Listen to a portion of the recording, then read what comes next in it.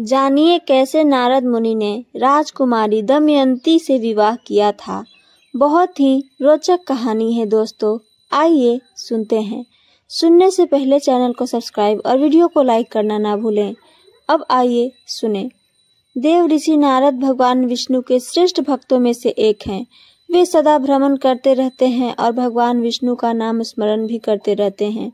एक समय की बात है, देवर्षि नारद ने अपने बहन के पुत्र पर्वत मुनि के साथ पृथ्वी का भ्रमण करने का निश्चय किया। वे दोनों स्वर्ग से पृथ्वी लोक को चले। स्वर्ग से निकलते वक्त दोनों ने एक दूसरे को यह वचन दिया कि जो भी उनके मन में आएगा, चाहे वह विचार अच्छा हो या बुरा हो, बिना संकोच के मुक्त हृदय से एक दूसरे को बता देंगे।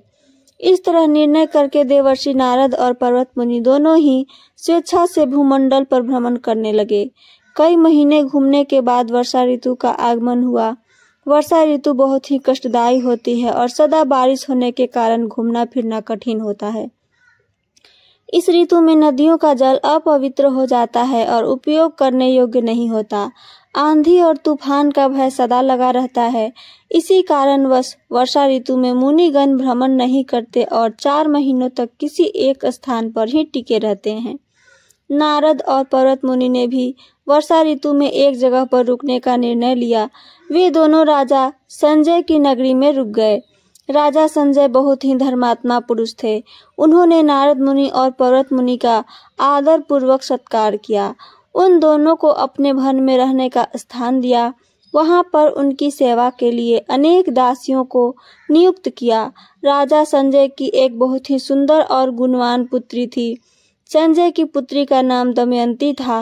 राजकुमारी दमयंती भी इन दोनों मुनियों की सेवा में लग गई। वह दोनों मुनियों को सदा ही समान दृष्टि से देखती। दोनों की इच्छा के अनुरूप ही उन्हें भोजन प्रदान करती। मुनि जिस किसी भी वस्तु को मांगते, उन वस्तुओं को वह स्वयं ही उनके सामने प्रस्तुत कर देती। महर्षि नारद संगीत में प्रवीण थे। वे सदा ही सामवेद का गायन करते रहते थे और पर्वत मुनि सदा वेदों के पाठ में अपना समय व्यतीत करते थे। इस तरह दोनों मुनि राजा संजय के नगर में वर्षा ऋतु बिता रहे थे। संजय की पुत्री दमयंती अभी अभी नवयुवती हुई थी और महर्षि नारद के अनुपम संगीत को सुनकर वह उन पर मोहित हो गई। देवर्षि नारद भी उन राजकुमारी के मोह में पड़ गए और उनसे विवाह करने का मन बना लिया। इसके बाद राजकुमारी ने पर्वत मुनि और नारद मुनि में भेद करना आरंभ कर दिया। दोनों को भोजन और वस्तुएं देते समय वह नारद मुनि पे ज्यादा ध्यान देती। पर्वत मुनि पे ने देखा राजकुमारी दमयंती नारद पर ज्यादा ध्यान दे रही है, मानो जैसे नारद उनके पति हो। तब पर्वत मुनि ने नारद मुनि से पूछा, मित्र मैं क्या देख रहा हूँ, सच बताओ, क्या यहाँ पर वही हो रहा है जिसकी मैं आशंका कर रहा हूँ? जहाँ से मैं देख रहा हूँ राजकुमारी दमयंती तुम पर मोहित हो चुकी हैं।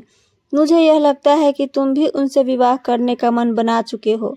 पर्वत मुनि की बातें सुनकर नारद मुनि कहते हैं, मित्र यह बात सच है कि दमयंती मुझ पर मोहित हो चुकी हैं और मैं उनसे विवाह करना चाहता हूँ।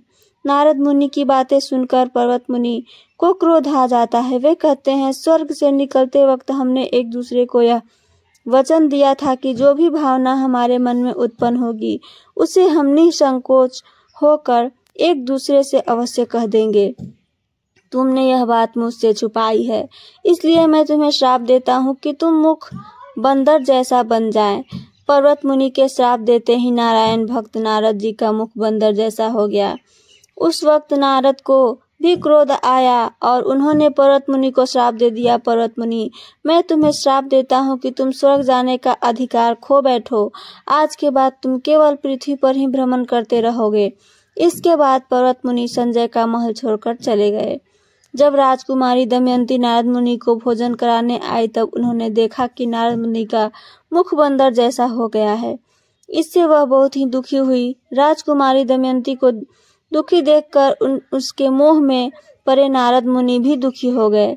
किंतु इसके बाद राजकुमारी दमयंती के आचरण में कोई फर्क नहीं पड़ा और वह पहले की तरह ही नारद मुनि की सेवा करती रही।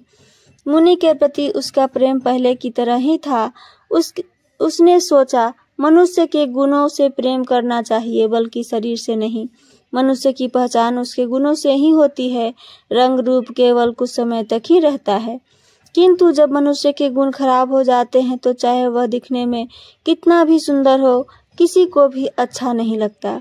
जब राजा संजय ने देखा उनकी पुत्री युवती हो गई है, तब उसका विवाह करने का निर्णय लिया। उसके लिए योग्य वर ढूंढने की प्रक्रिया आरंभ कर दी। राजकुमारी को यह बात पता चली। राजकुमारी दमयंती ने अपनी एक ध्यान द्वारा राजा को कहलवाया कि वे नारद मुनि से विवाह करना चाहती हैं। अपनी पुत्री का यह विचार सुनकर राजा संजय ने अपनी पत्नी से कहा, देवी तुम अपनी पुत्री के साथ बात करो। नारद को बंदर के मुंह वाला है, मैं भला अपनी पुत्री को उसे कैसे दे सकता हूँ।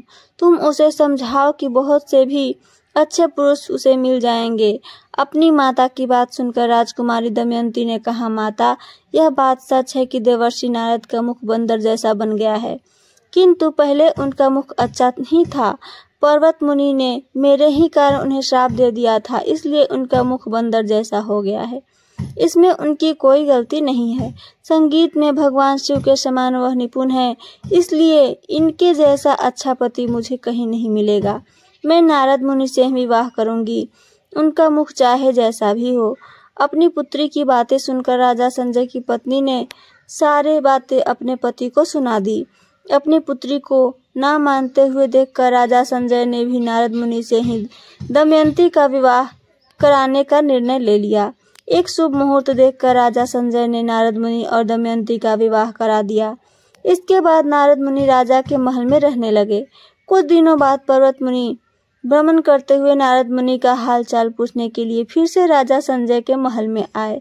तब उन्होंने देखा नारद मुनि बहुत ही दुखी हैं और दमयंती भी नारद के बंदर जैसा मुंह हो जाने के कारण दुखी है। यह देखकर पर्वत मुनि को नारद और दमयंती पर करुणा आ गई। पहले दिए हुए अपने श्राप को याद करते पर्वत मुनि ने कहा, मित्र नारद, आप रिश्ते में मुझे मामा लगते हैं, इसलिए मैं आपका और कोई इन राजकुमारी दमयंती का दुख नहीं देख पा रहा हूँ। पर्वत मुनि ने कहा, मैं अभी तुम्हें पहले दिए हुए श्राप से मुक्त करता हूँ।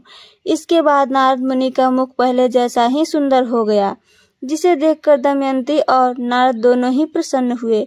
नारद मुनि ने भी अपने बहन के पुत्र पर्वत मुनि से कहा, मैंने भी क्रोधवश जो तुम्हें श्राप दे दिया उसे वापस लेता हूँ। तुम अब फिर से स्वर्ग जाने की अधिकारी बन जाओगे। इस तरह नारद और पर्वत मुनि ने एक दूसरे को श्राप से मुक्त करा दिया। इस तरह नारद मुनि और राजकुमारी दमयंती का विवाह हुआ था। तो ये थी मेरी आज की कहानी। मेरी कहानी आप सबको पसंद आई हो तो चैनल को सब्सक्राइब और वीडियो को लाइक, साथ साथ अपना कमेंट करके जरूर बताएं। सुनने के लिए धन्यवाद दोस्तों। जय श्री कृष्ण। राधे राधे।